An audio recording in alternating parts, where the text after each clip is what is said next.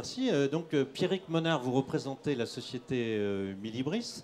Alors, vous êtes un des heureux bénéficiaires à être accueilli par l'incubateur.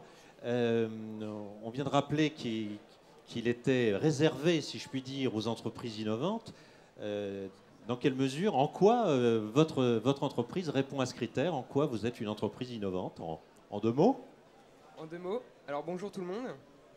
Donc Milibris est en effet une entreprise innovante. Elle a pour vocation d'accompagner et d'outiller les groupes de presse et les maisons d'édition dans la diffusion de leur contenu numérique. Donc c'est vrai que c'est un sujet naissant. En effet, l'édition numérique est au début de sa révolution. Et Milibris a évidemment pour vocation d'accompagner justement ces maisons de presse et ces maisons d'édition en proposant des outils innovants et vraiment en rupture avec ce qui se fait aujourd'hui dans le monde du numérique. Alors, concrètement, vous les aidez à diffuser sur toute forme de support numérique les produits destinés à l'édition? Exactement. Alors on a développé deux types de produits. D'une part, une plateforme qui permet en fait d'ingérer leur contenu, et d'autre part, des outils de lecture qui nous permettent de diffuser leur contenu sur tous les terminaux numériques, donc c'est-à-dire les terminaux fixes, donc PC, Mac, mais aussi les terminaux mobiles, l'iPhone évidemment, qui est un terminal très à la mode, mais aussi tout type de mobile, les portables Nokia, les récents lecteurs e-ink, donc les fameux e-readers, qui sont aussi des terminaux récents et innovants. Et donc, on diffuse et on aide à la diffusion sur tous les appareils numériques. Vous nous avez convaincus, vous êtes bien une entreprise innovante. Mais alors, ce qui nous intéresse, c'est de savoir pourquoi vous vous retrouvez dans cet incubateur. Quelles raisons vous ont poussé à faire ce choix? Est-ce que vous n'auriez pas pu aussi facilement vous installer ailleurs? Alors, en fait, au moment de choisir le lieu de notre installation, on avait un certain nombre de critères de sélection. Parmi ces critères, il y avait évidemment l'innovation. On avait à cœur de s'installer dans des locaux faits justement pour le développement de l'innovation. Puisque par exemple, à l'incubateur, on est une douzaine d'entreprises qui toutes avons cœur à innover dans leur métier. Ensuite, on avait évidemment un critère de technologie, puisqu'on est vraiment dans une gamme de produits de haute technologie. Donc il nous fallait un incubateur qui mette en valeur ces hautes technologies, et c'est le cas de l'incubateur d'Arcueil. Enfin, l'avantage d'Arcueil est que la ville a accueilli récemment un de nos prospects. Donc Madame Pio en a parlé juste un petit peu avant. Donc c'est l'entreprise Orange. Et enfin, il y a un critère géographique évident. Arcueil a la chance d'être juste à côté de Paris. Donc ça permet à tous les collaborateurs de Milibris d'arriver dans les locaux de manière sereine et rapide. En effet, on est tous à peu près à une trentaine de minutes de nos locaux. Et puis surtout d'accueillir nos clients ou futurs clients de manière facile, puisqu'on est juste à côté du RER, juste à côté du périphérique, etc. Donc c'est vraiment très accessible et ça permet de faire des développements commerciaux aisément. Alors je crois que vous êtes installé depuis le mois de juin, donc vous avez déjà un recul de plusieurs mois.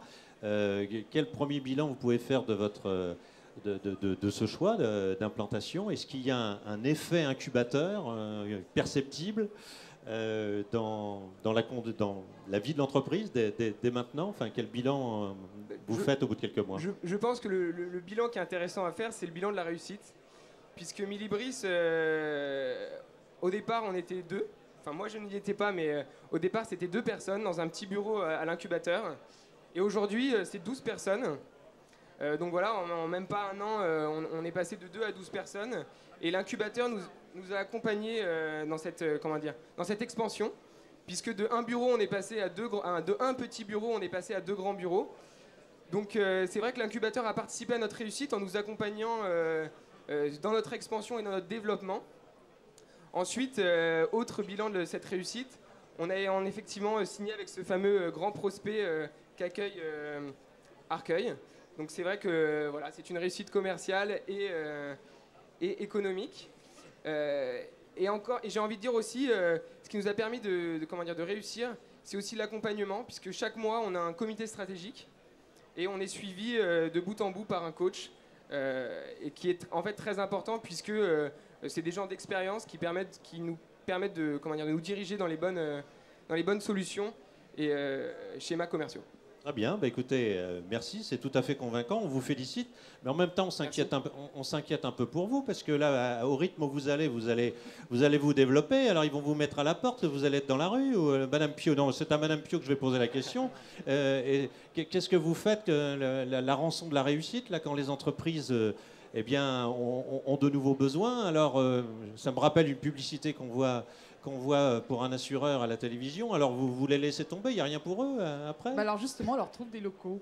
Parce qu'il y a déjà des entreprises qui sortent de l'incubateur. On a une entreprise qui s'appelle BAS qui fait un logiciel de gestion en temps réel de trésorerie pour les grands groupes, qui a connu un succès fulgurant avec une levée de fonds assez incroyable et qui était incubé, qui est arrivé au bout de son contrat d'incubation et qu'on a accompagné. Donc c'est aussi une spécificité sur le territoire du Val-de-Bièvre, c'est qu'on a une équipe extrêmement importante au développement économique qui fait de l'accompagnement sur mesure pour les entreprises et notamment pour la recherche d'implantation. Et donc ils ont identifié ensemble leurs besoins et il y a eu une solution de trouver pas très loin de l'incubateur, à Cachan, et je pense que tout va bien. Et qui sont justement très contents d'être restés sur le Val-de-Bièvre, y compris pour rester en relation avec les entreprises de l'incubateur, parce que au-delà de la qualité de chaque entreprise, moi, à chaque fois que j'y passe, je trouve qu'il y a un aspect fourmilière et échange entre les entreprises qui doivent certainement engager des collaborations à terme entre elles. On verra bien, mais je pense qu'il y a des choses intelligentes qui s'y passent.